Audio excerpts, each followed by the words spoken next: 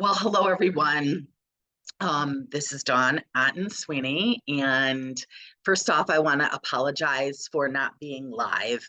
I totally overbooked myself, and this was something that could be recorded. The other cannot be. It was a doctor's appointment that can't be changed. It was made a year ago, so I apologize. But I pray that God will still do the work. I know He'll still do the work that He plans to do through me for whatever you need to hear for your next best step in your spiritual journey and your Mary Kay journey.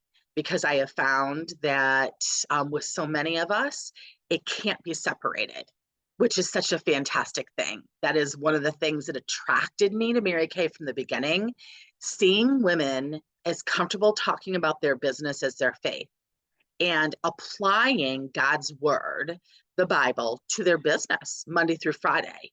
So they weren't just, church girl Sunday, Bible, girl Sunday or Wednesday or both. And then Monday through Friday, different rules. And then recreation and family, different rules, finances, different rules.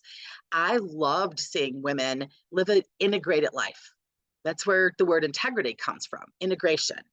And so that is one of the things that attracted me to this business from that very first guest event that I was invited to back 39 years ago. So I thank Karen for asking me and trusting me with this time. And I thank her also because it made me have to reevaluate my journey. It'll be 30 years this November that I was, introduced to Jesus and really like what the difference was between a relationship and in religion, because I grew up with religion, was well versed in it, well practiced in it. And so I knew about God and Jesus and the Holy Spirit and, you know, didn't deny that. So I had no problem with people talking about it in conjunction with their business, although it was awkward for me because I grew up in Metro Detroit. I went to the University of Michigan for a marketing degree and a psychology minor. And in my family and in the circle that I was raised with, you kept your religion, it was personal. It was just between you and God. You didn't combine it with your work. It wasn't combined in every facet of your life. And so all of a sudden, when I'm invited to this Mary Kay event, to see a star event and then see probably 20 directors do before, now, future stories, I was just captivated.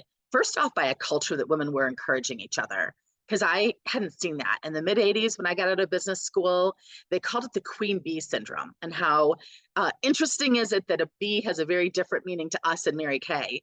But back in the 80s in business, it meant that as women rose up in their corporate positions, they then wanted to keep the other women away because that was their job security.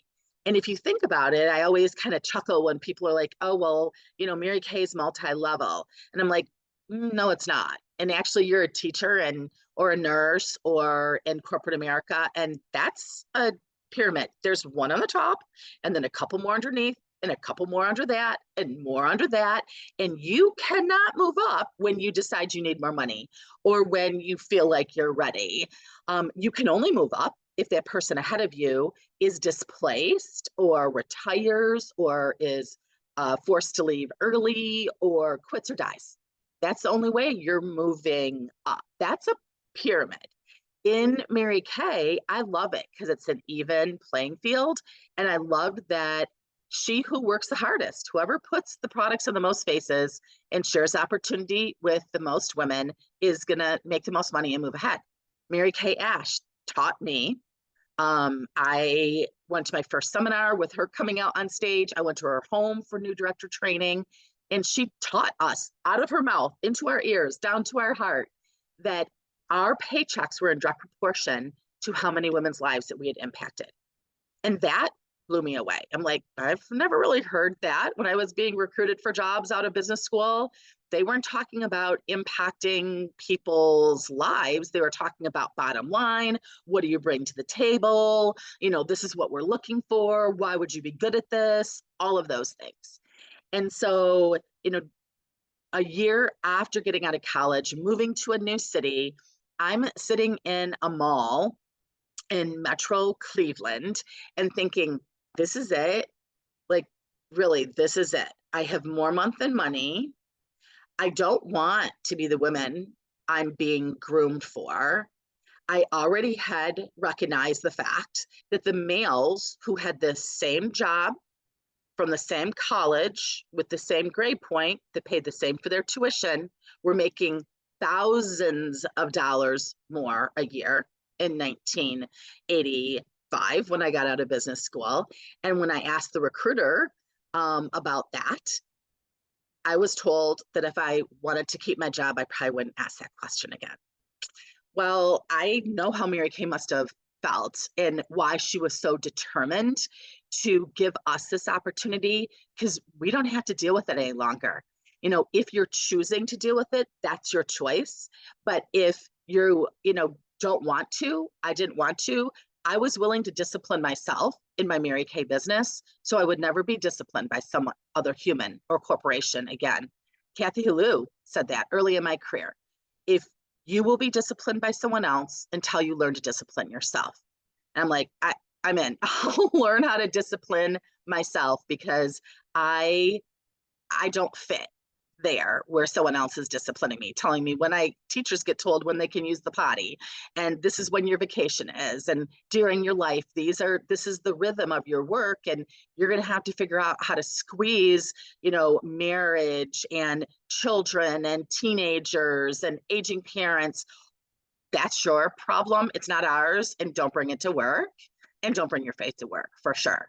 And that has not gotten any better since 1985. That has gotten actually worse, I think, for women and for life balance, and for sure, sharing that your faith in God and then your family and your career is the order in which you want to live. And so I came into Mary Kay as a 23-year-old, and I came in to get out of credit card debt. I wrote a post-dated check. That means that I didn't have enough money in my account to pay for the starter kit. But Debbie Moore, she recruited me. And when you see women that you just know are supposed to be with you, I need you to recruit them. I need you to headhunt them.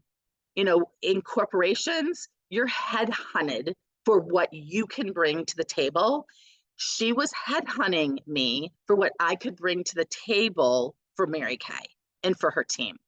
And that is exactly how Mary Kay started this company.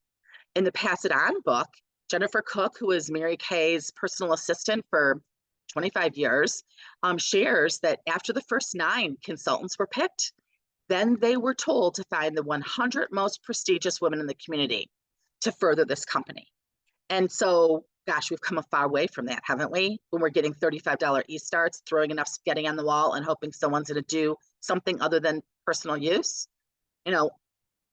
That's a business tip right there. We need to go back to that and bringing leaders, recruiting, headhunting versus crowd hunting, bringing women into the business that this company needs. Because if Debbie Moore had not shown me the whole big picture of Mary Kay, the whole big opportunity, even knowing I worked 80 hours a week, even knowing I just moved there 9 months ago, even knowing that I was engaged to someone that was at the law enforcement training center whose career was going to take us somewhere far, far from Cleveland. It was not going to be on a Detroit or Cleveland border for sure. And so I could have said all of those things as an excuse. Plus I was shy. Plus I knew my family and friends wouldn't support it. Having a side hustle in the mid-'80s out of business school from a college that you got a job. People came in and recruited you from in that day and age. This was very countercultural. I mean, now people can get out of business school or be in dent school or a med student, and they're doing Mary Kay on the side to make extra money, pay their way through school.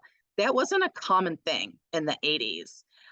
But I'm sure that all of you have had to face something that wasn't common and was unusual. But what I have found is that, like I called it intuition or just gut level. When I was at that guest event, I loved the culture. I saw women comfortable in their own skin, which I wasn't. And which meant that when you're not comfortable in your own skin, you're probably a people pleaser because you're more concerned about what other people say than God. And I for sure was. And so he's worked that out of me in my Mary Kay business. But I'm grateful that Debbie Moore recruited me that night.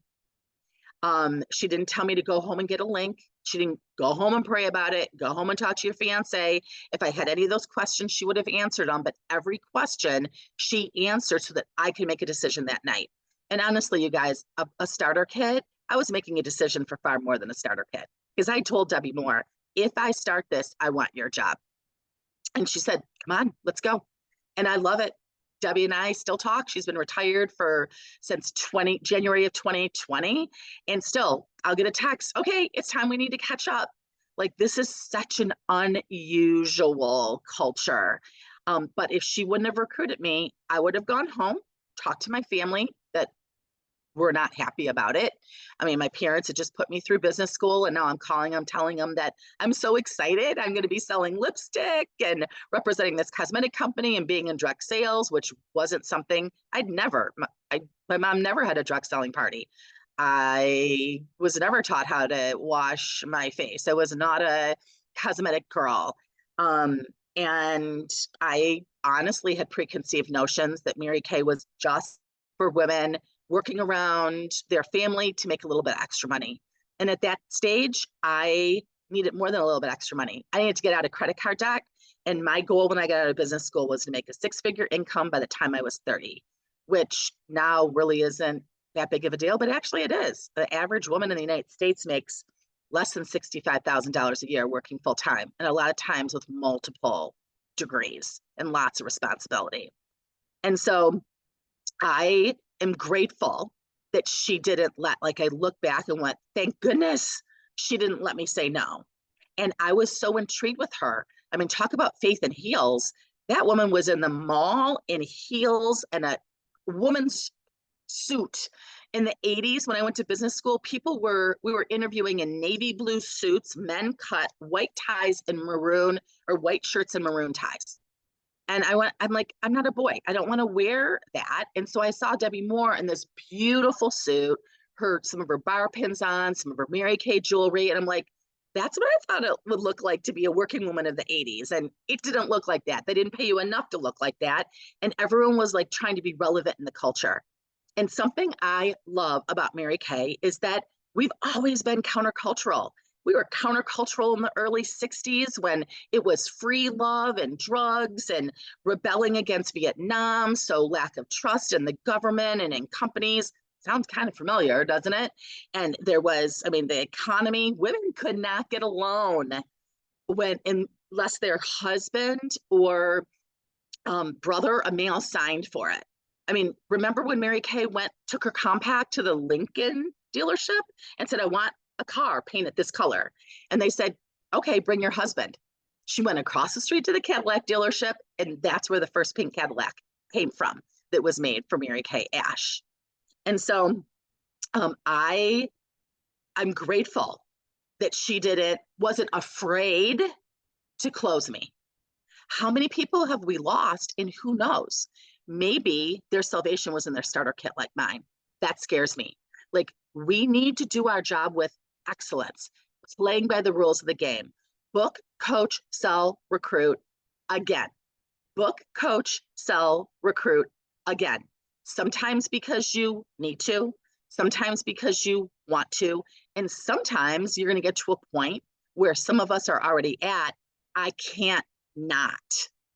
But I also want you to think about, what if you do not pursue what you need or you want or you can't not do? Like, it's not just you that may be at a deficit. You have no idea the ripple effect that may cause. And I'm grateful that someone didn't bail out because they thought I was too busy or didn't ask me because I had this great job or I was engaged or I was moving. Like Debbie Moore didn't make a decision for me. She gave me all the information and she let me make a decision for myself. And she headhunted me. She told Nancy Murata in the mall, go talk to her. I saw them talk about me. I saw Nancy Murata circle back around and she asked me to be a face model for her Mary Kay portfolio. The model contest, I always love those. You know, asking someone to be a face model compliments them. And even if they say no, that may be all that the interaction was about. I needed that because I don't think I had heard I'd done a good job in the last 9 months. I was hired by a company in retail management that they operated a lot like some mortgage companies do when they start people, or public accounting companies. Like, it's a hazing process. If they survive the first 24 months, then they're very promotable. But surviving that first 24 months is a lot. It's 80 hours a week and they own you. And that's what I was in the middle of. So she didn't like make excuses for me. Oh, she's too busy. You know, it's too hard for her right now. Like, it's like, you need this now for all those reasons. And then you need inventory, even though you're in credit card debt, because you want to be a business owner versus an order taker. And then seminar was the next decision. All these decisions came within like 6 weeks. And she was not taking no as an answer to any of those because she was giving me great business advice. And so as a director, our responsibility is to give great business advice. As a consultant, it's to be coachable and let our director give us great business advice. Because honestly, as a leader, we have no benefit giving people not wise counsel, because on the other side, they're going to know it. And I can tell you 150% truthful when I say Debbie Moore has never told me something that has not been true in my Mary Kay business. And sometimes I didn't want to hear it because I didn't want to be that uncomfortable, or I didn't want to be that inconvenienced. But looking back, it was always true. And it was always in my best interest. And so because of that, I ended up becoming a consultant that night. And then she said, book 8 to hold 5 parties, book 8 parties, not one to then book more. Book 8 parties with this script. Now you can do it virtual or in person, hold 5. You have a choice of 1 or 2 weeks. Oh, you work 80 hours a week? Fine. You just moved here 9 months ago? Fine. You're not supposed to have another job with this job? Fine. They're not paying you enough money to pay your bills anyways. So really, they're not going to put you in jail. And so I'm like, book 8 to hold 5. After 5 parties, I was making enough money that I could see that if I could have 80 hours a week to do this, that there was no looking back. So there was no looking back. I put my notice in, and I have paid bills with Mary Kay since then. In the process of having to make money, needing to make money, and then going to wanting to earn trips and cars and bees and rings, like, don't dismiss those things if God lays them on your heart, because those things have been breadcrumbs along the way for me, not only to be taught the difference between God confidence and self-confidence, because my self-confidence wavered if I was getting good grades in that class or doing good in that job or had a proficiency or knew the people. I was confident, and you would never know that I was shy and had now, like, looking back, I would be diagnosed with social anxiety. Like, and even through my Mary Kay business, it has just been in the recent past that God has taken that totally out of me. But I've spent many times talking myself out of anxiety attacks in hotel rooms and in bathrooms before giving speeches. And God, I think, knew this one is going to move fast, and she's going to have to be in situations where she's going to have to get over herself.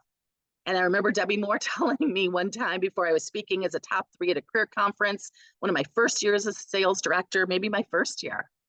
And she said, this is not about you. There's something through you that people need to hear.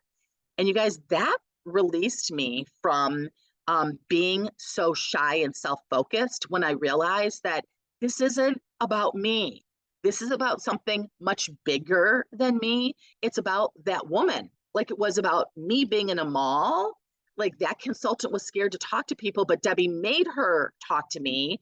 And that's the only reason that I was introduced to the Mary Kay product, Because in the last 40 years, no one's introduced me to the product of Mary Kay when I've been in other environments. There's times that I haven't been in my pink Escalade or had my Mary Kay pin on, and people have seen me out in public shopping places all over the world. No one has offered me a Mary Kay facial other than that one time in Cleveland 39 years ago.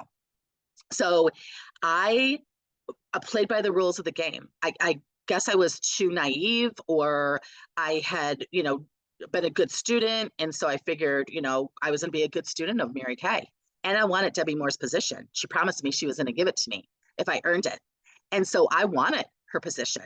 When her and Kathy were going off on trips, I'm like, it only took me 2 years as a director. My third year, I was on a trip because I'm like, I don't want them going without me. I feel like I'm missing out. I don't want to wait till fall retreat to see the slides that are on a slideshow going around a circle.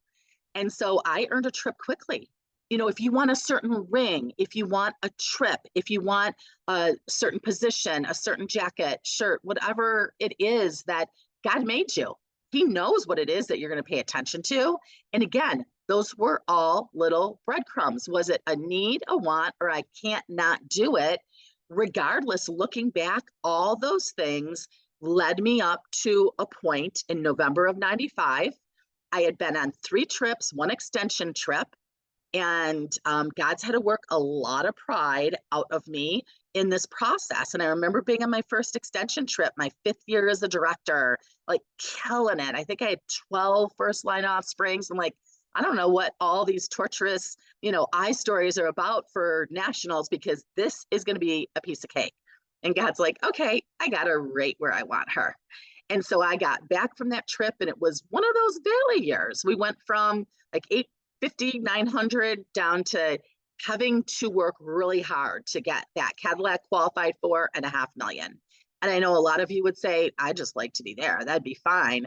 But you guys, a plateau or a downward slide, regardless of the level it comes from, is no less painful. And it's far more public. And so coming back from that trip, I was in a valley year. And so I didn't earn the trip, which I had just said, my gosh, we just did an extension trip. It was my 3rd trip. Like, once people get to this level, how would they ever not do it again? And God's like, okay, I'm going to teach you how. But it was for His purposes.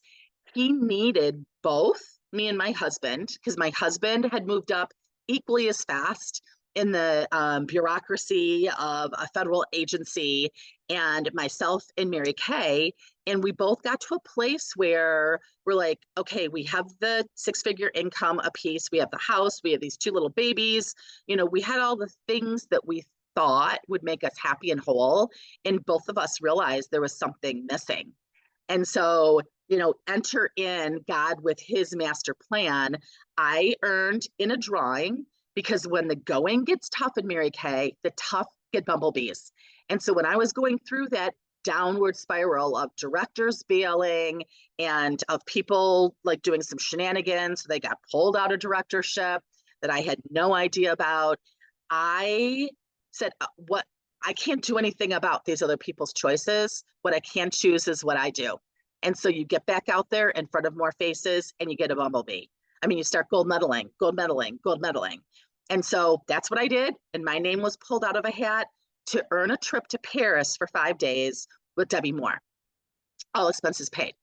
And it was a promotion Mary Kay Inc. did. And so Kathy and Debbie and Elizabeth Fitzpatrick decided, they asked Mary Kay, if we don't want to, it's not that they didn't want to take their husbands, but could we take a director with us instead of our husband? And the company's like, sure, costs us the same amount of money. So Monique, Todd Balboa, and myself and Sue Yubo, all of us became nationals, ironically, and those 3 were already nationals.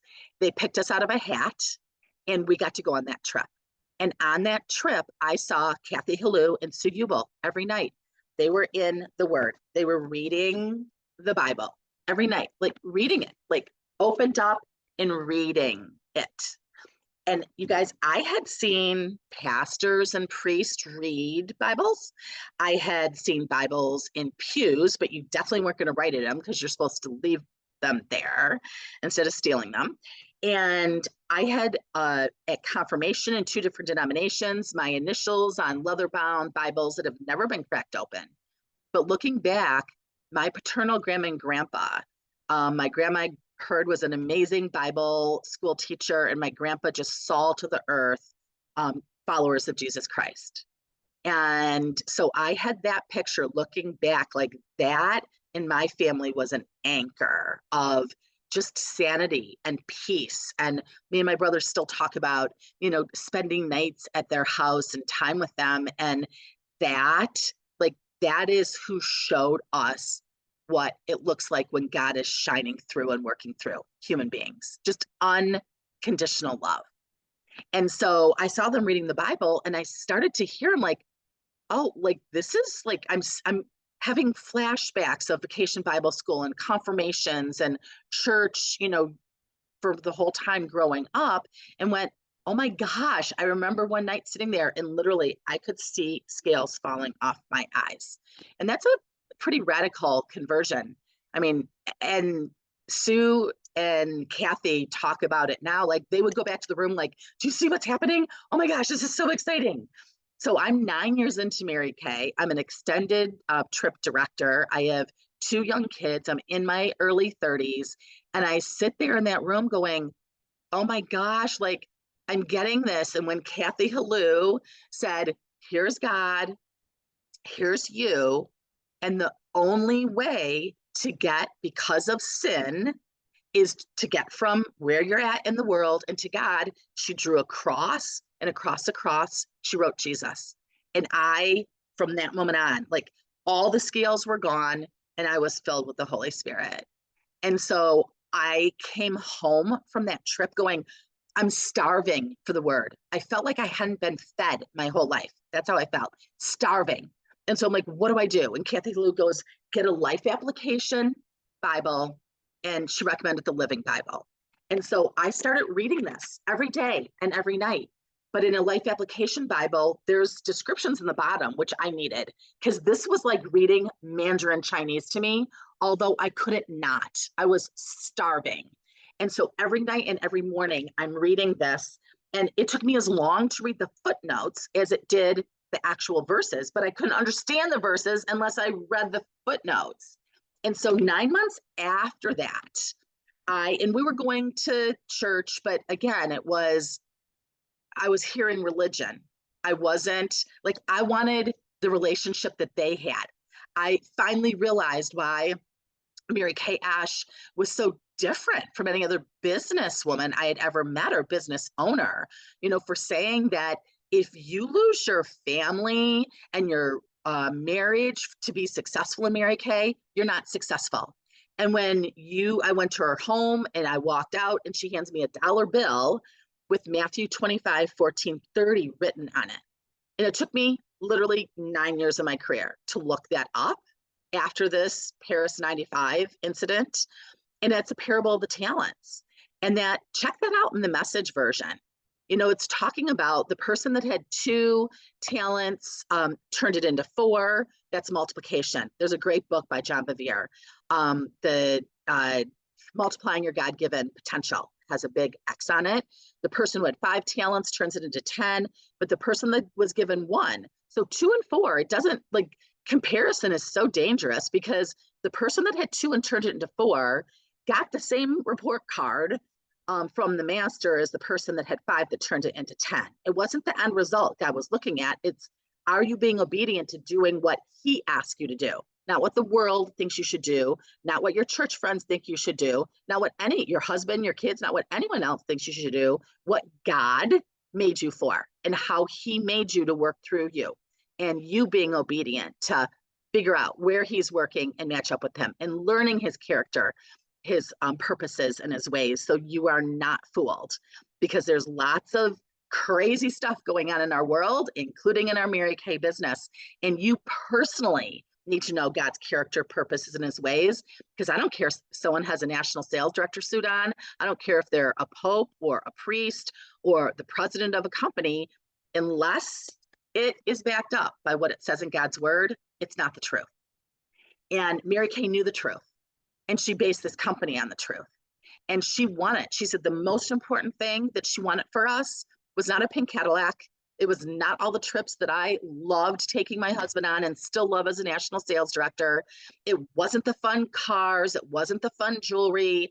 It wasn't the flexibility, the income potential, even the personal growth and your relationships. You know, she wanted us to hear good and faithful servant. So if she gave us that, I think we should take some time studying that out and say, why would Mary Kay give this to her leaders? What does God want me to know about it? He's going to tell you. If you ask him, he is going to tell you. He doesn't want us running around being frustrated and disappointed. But I was honestly having a bit of a hard time reading this. And also, you know, when you grow up in a family that have not had a relationship with God and have been involved in just religion, they may think you're kind of weird, and that you start to combine, you know, your conversations with your business. But that's also a turning point. I had to decide, am I going to stay a people pleaser, or is my most important person to please God? And that's, I mean, a crossroad that all of us have to decide on. And I just decided I want to hear good and faithful servant.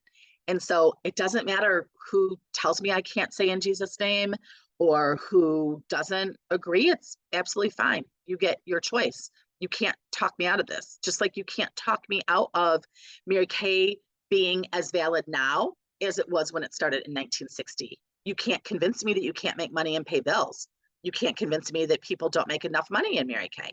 You can't convince me that women don't want to gather together, that they don't want to be taught skincare, that they're not buying, you know, skincare products, that they don't want to start Mary Kay businesses. I don't care what age they are, 18 to 85 or 90. I have seen otherwise. I have proof of otherwise. So everyone gets to decide. Everyone gets to hear this info, whether it's about faith or your Mary Kay opportunity, and then you get to decide what you're going to do with it. And I decided I'm digging in, like just like I did in Mary Kay. I became a student of Mary Kay, and then I became a student of God. Like, how does this work? But I needed a little bit more help than maybe some people do. And so when I was given an Experiencing God workbook, that was probably 9 months after. So Kathy Halou gave one to Heather Carlson. These are all retired nationals. This is my lineage: Mary Kay, Daylene White, Debbie Moore. Debbie Moore had Kathy Halou and myself. And then Kathy Halou has 7 or 8 offspring nationals. One of them is Heather Carlson, who's I met at my very first Mary Kay meeting. She had been in a couple months. She was adopted by Debbie, but in Kathy Halou's unit in Toledo. So Heather was in Cleveland. I met her at my second meeting. And then we got to know each other at seminar and leadership conferences. And then all of a sudden we're traveling the world together with our husbands. Our kids got to know each other. And they're still, oh my gosh, dearest friends on this planet. And so she gave me an Experiencing God workbook in August. So 9 months after that, what people will call born again experience, or turning your life over to Jesus, however you want to say it, that's what happened. And this Experiencing God workbook was a game changer. And if you've never done it, I highly encourage you. I did it by myself for years. You don't have to wait until you have a study group. Ironically, right now, this week, we just are discussing week 1 in a director's Bible study on Wednesday mornings at 9:30. There's also another director's Bible study going on in Mary Kay on Tuesday mornings. And then a consultant one launched on Sunday nights. And there's, I think, 500 consultants around the country in it now, starting this Sunday night. And then this time, God had laid on my heart a couple years ago. I envisioned doing Experiencing God small group with national sales directors, and that just happened. So there's a group of nationals on the Wednesday morning director's Bible study. We do big group time together, and then 6 nationals we're gathering and applying God's word to our life and learning about experiencing God. Because what I found is that I could read the Bible and listen and read books and podcasts and sermons and have a lot of head knowledge about God. And I've met a lot of people that have been born again Christians for far longer than I have, and they have a lot of head knowledge. But when like life changes suddenly, they just melt. They're a puddle of anxiety and worry and fear because they have head knowledge, but they don't have experience. See, if I just had head knowledge in Mary Kay, but I hadn't paid bills with this, if I hadn't dug myself out of debt, also embezzling myself out of my own inventory a couple times, because I've learned financial stewardship the hard way for sure. I have the confidence in this opportunity because of experience, not because I read a marketing plan and someone else told me it was great. Same thing with your faith walk. Like you want to, when you experience God and you see him show up, like, and it starts in little ways and you learn how to pay attention between the Experiencing God workbook and journaling. And you can go on to my website. It's just my name.com, Dawn-Otten-Sweeney.com, and look under this, I think it's called Spiritual Journey section. You're going to see the Blackaby Ministry format for journaling that changed my life in 19 and 20 and prepared me to go through a pandemic and be in a leadership role where our company had to go from a totally in-person business to a virtual one. And I didn't have a Facebook. I had done nothing virtually at all. I was not a digital diva, a social media diva. But what I have found is that the people who were accustomed to social media didn't make the transition to virtual business very well. And I did not know social media because God had given me a red flag stop on that back when the whole influx of you got to be on Facebook, you're not going to be successful. And I was a brand new national, and I was having one of my mentors who was an inner circle national say that to me. And that I had to take to the Lord and say, I'm so uncomfortable with this. And he walked me through it. And now it's very clear. But in retrospect, it's generally more clear than on the front end. But I'll guarantee you, if you'll listen to him, it's always the right way to go. Because when I had to make that transition in 2020, all I did was think about, okay, what did I do in person as a consultant and as a director? And then how do I do that with a computer screen in between me and those people? And did exactly the same thing and still do. And what I found is less has changed than has changed. But the people who changed everything and think that every time the company does a promotion, anytime a new product line comes out, you need to do something different. You're going in circles. You're chasing your tail. You're not making progress. You can make money, but not be making progress at the same time in Mary Kay, which is sometimes kind of tricky.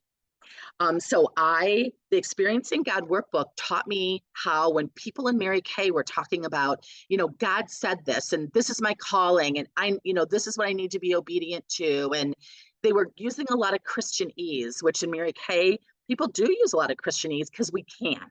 In most companies, you can't, but because of God, family, career, it's acceptable in our company.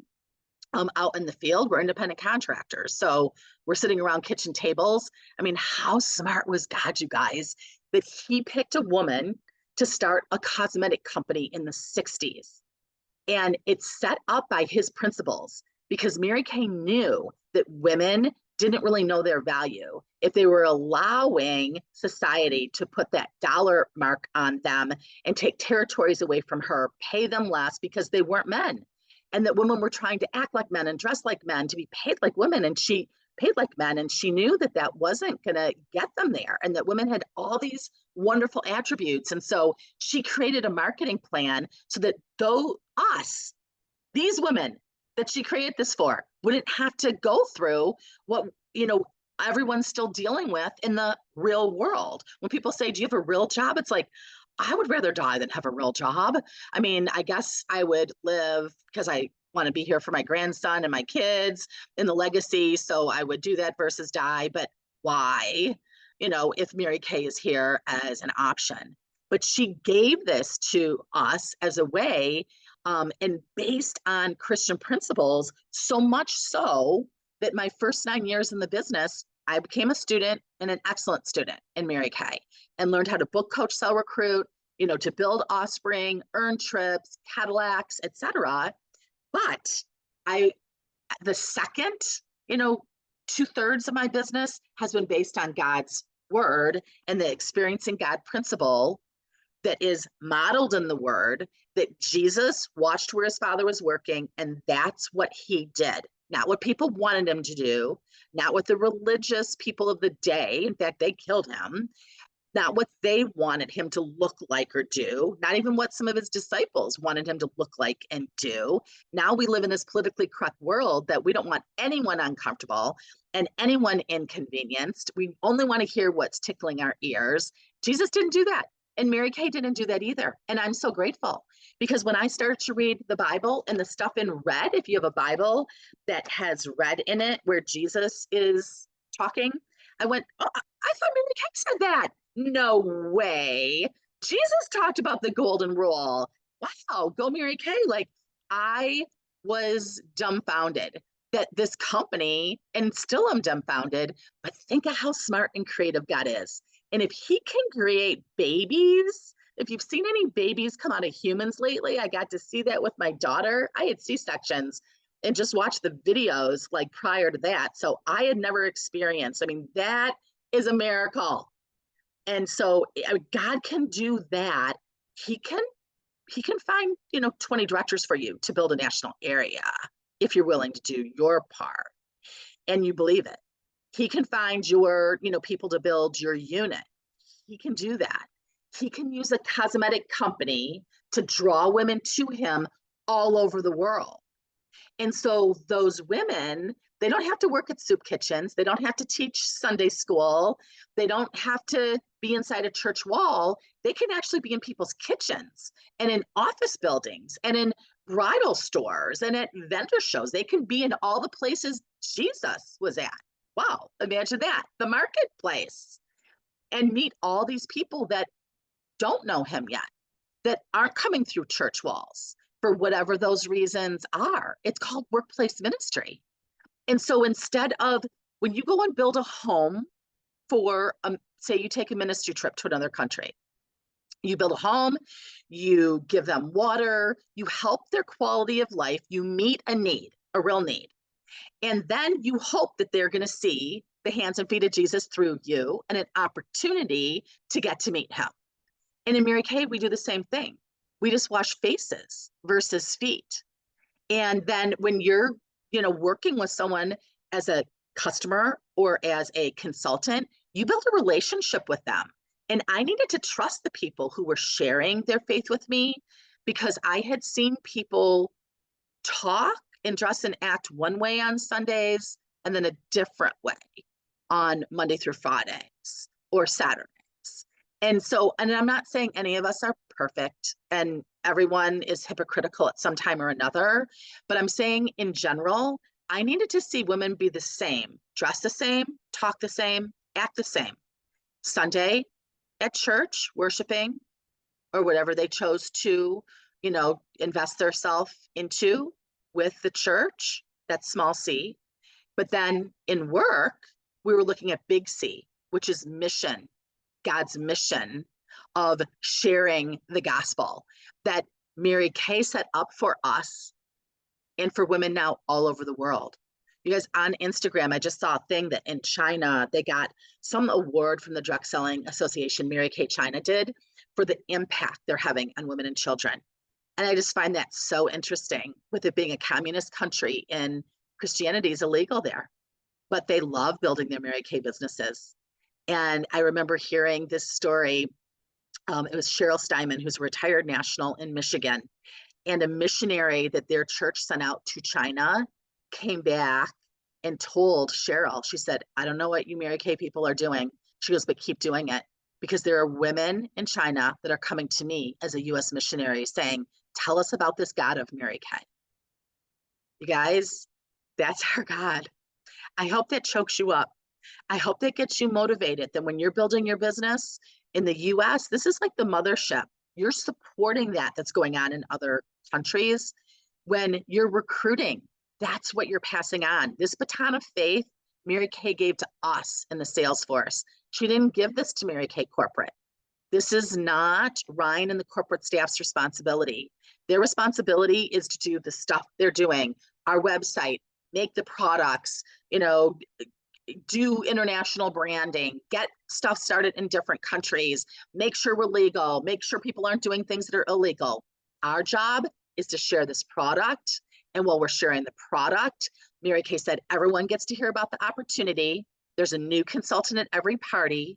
And then from those consultants, we're sharing her autobiography. We're sharing her story and the difference that this business has made in our lives financially, but also in our faith. And people are starving for that now. More women are signing up for our culture, and that this is who we are. I'm not embarrassed about being a follower of Jesus Christ, and that I came to know him and the difference it's made in my life, and then my husband's life, and now my kid's life, and my grandson's life.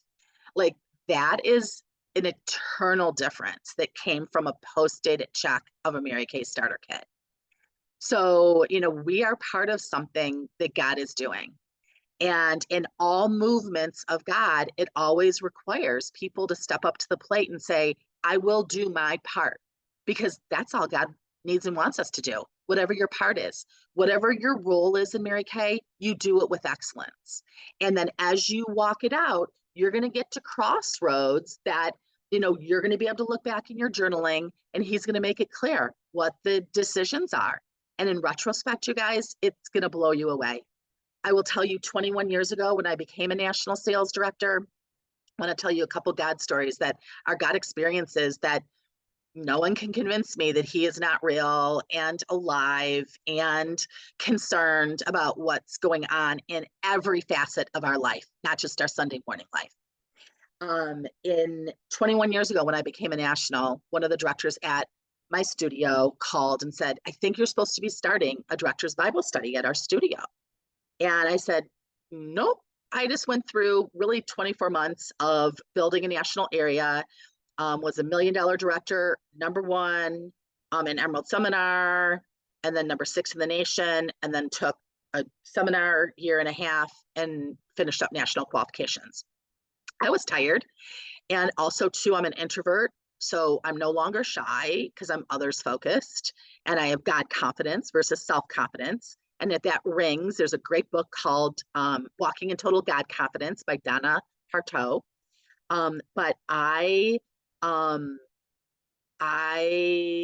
me get my train of thought back. So I am definitely very ADD. So I said, no, I'm tired. I need a little break.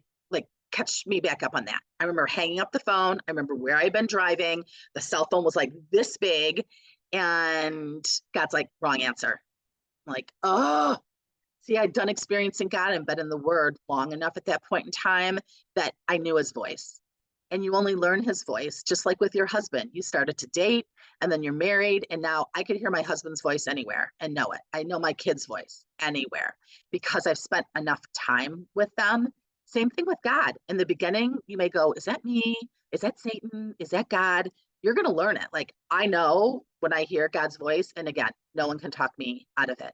But you guys, I've spent time doing it. It's kind of, again, like if you just met your husband and then get married and think that you know everything about him and you're going to recognize his voice and his actions and his choices, you're not. It doesn't work that way. Same thing with this relationship. So I had spent enough time to know his voice and say, okay, Marcia, yep, I'll do it. I need your help though. And I'd like to start with Experiencing God workbook. 21 years later, like, that Bible study is still going on. We just relaunched Experiencing God. We circle back to probably every 24 months, maybe 36 months max. And I knew when I go through transition times, and God will make it clear when a transition time is for you, new season, I was going to do Experiencing God by myself anyways, but the Director's Bible Study decided to do it. So I'm like, okay, I'll do it. I'll jump back in, and I'm leading the group with national sales directors. But then all of a sudden, a couple of leaders said, I'm going to offer it to my unit.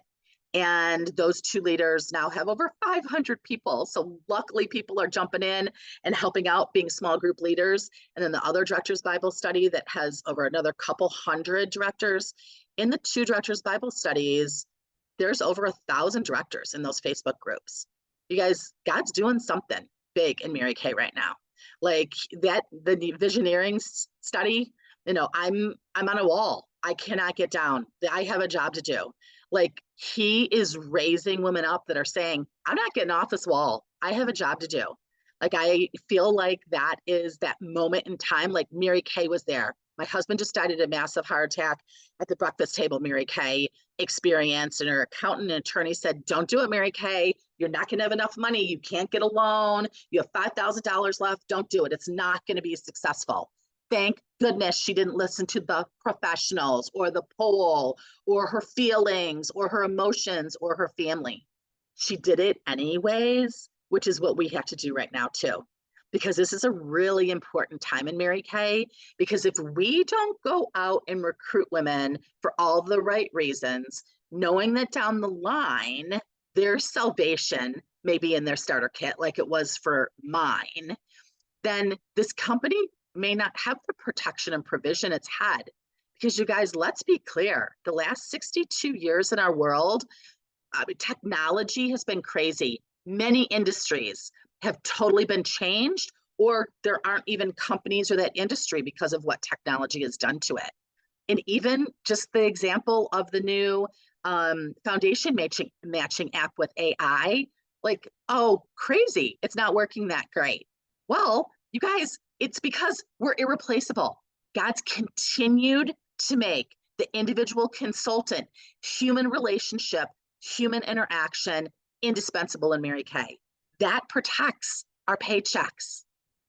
That protects us, but we're responsible for the baton of recruiting, sharing the opportunity. You share the product to share the opportunity. So if you're within hearing distance of this and you're not on target for that bumblebee, I need you to get on target for the bumblebee. I need to start you starting to use the muscle of medaling every single month.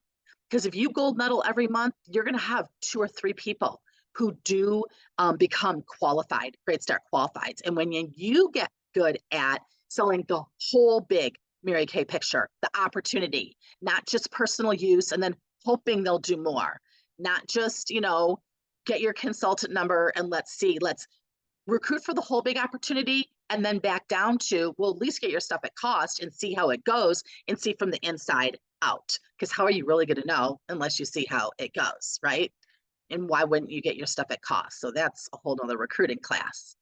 But we should be recruiting machines. Those of us who have faith on heels should be just have a whole hive, should be passionate about sharing this opportunity, as passionate as those first 100 consultants that Mary Kay said, find the most prestigious women in the community. So that director's Bible study has blown my mind with what God has done. From that one, yes, that one time saying, I'll do it again. I'll go back out and be with people and be uncomfortable again and inconvenienced again. I'll go back out there and book another party again. I'll throw the net back out again because God told me to. Our number 1 year was a year that God made it so clear that he did not need my help as much as I thought he did. And so, I had experienced God, I had turned my life over to him, but gradually I'd always hop off the potter's wheel and say, okay, I can tell he's made me a vase, so I'm going to go out there and be the vase. And then he's like, oh, come back here, stay on the potter's wheel. You're now going to be a cup I got to put a handle on. And that's usually a little painful. But if you've ever seen clay molded on a potter's wheel, it can change very quickly if the wheel's going fast, with just a little bit of pressure. How I equate this in our Mary Kay business is when your book coach sell recruit quickly, instead of dragging it out and having 1 recruit a month or 1 recruit a quarter or a year or whatever it is, it takes longer for God to do his work because our work is with people. And when we go out there, even when our life is tough, Mary Kay said, when your life's the toughest, put your makeup on and go and serve other people. That is the best counseling you can ever have and the best therapy. And you're making money in the process of it. Cry on the way home, put your makeup back on, you get it at half off and go back out there and do it again.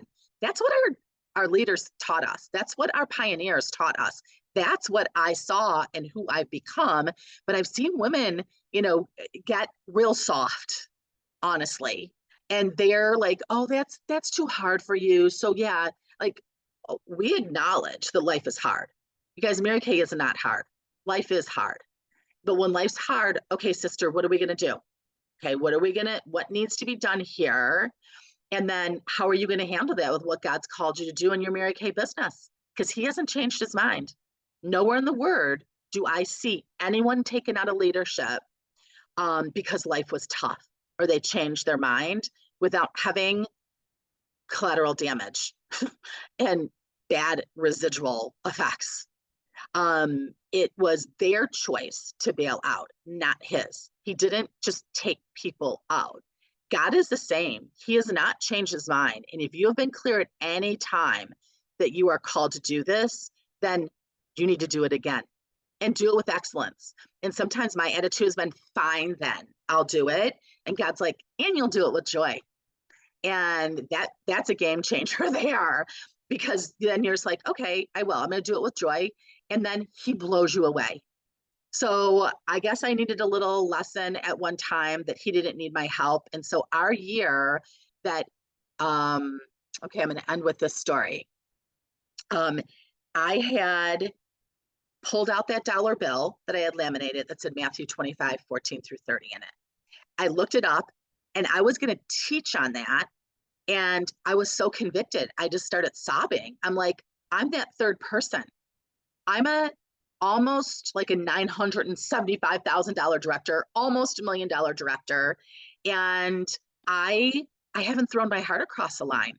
I'm still holding back because when it says God, family, career, these other people that are $1 million directors already, I think that maybe, they're putting more into their work than I'm willing to. And I want to keep mine as God, family, career.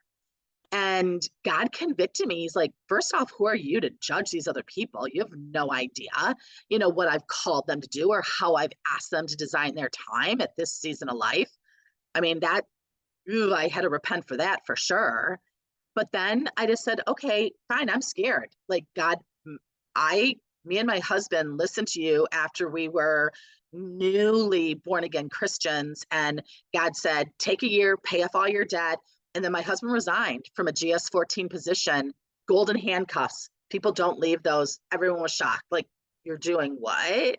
Like, people don't leave that job security, that income, that retirement, et cetera, et cetera.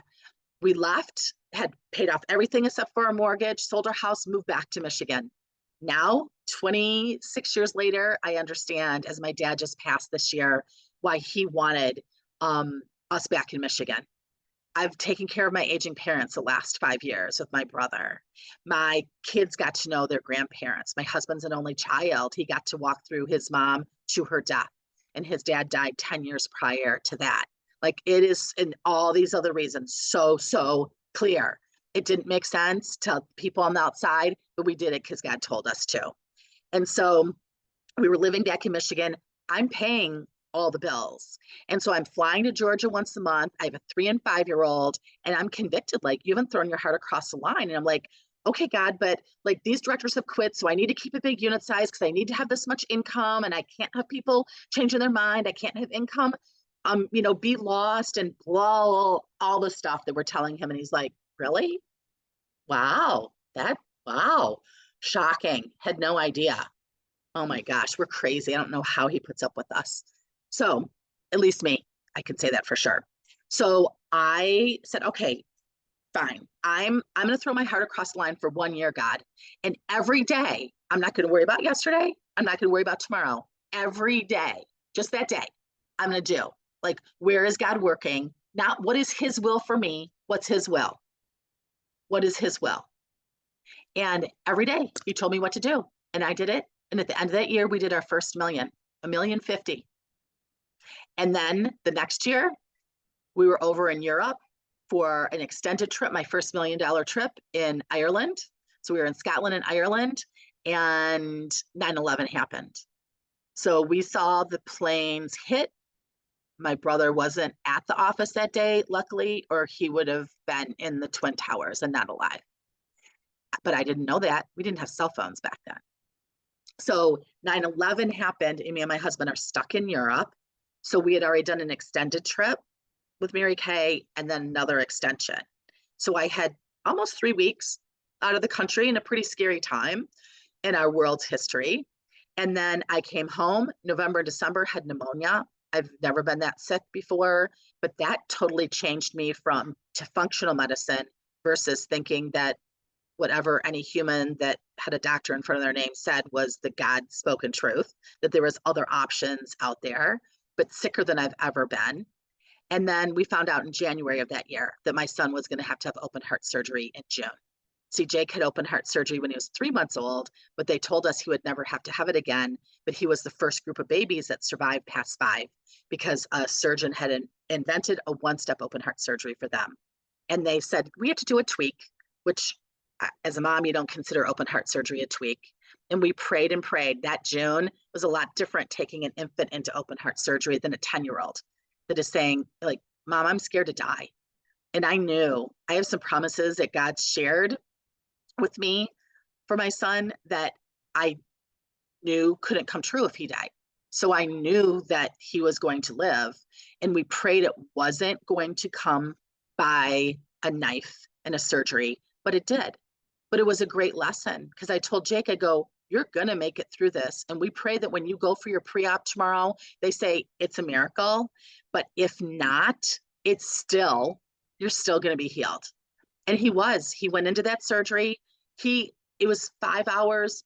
He was peaceful when he went in. Me and my husband were peaceful. 5 hours. 2 days later, he's walking up the driveway, a next door neighbor who's a dear friend and an offspring director and an RN. She's like, what is he doing home? And I go, they released us. No medication.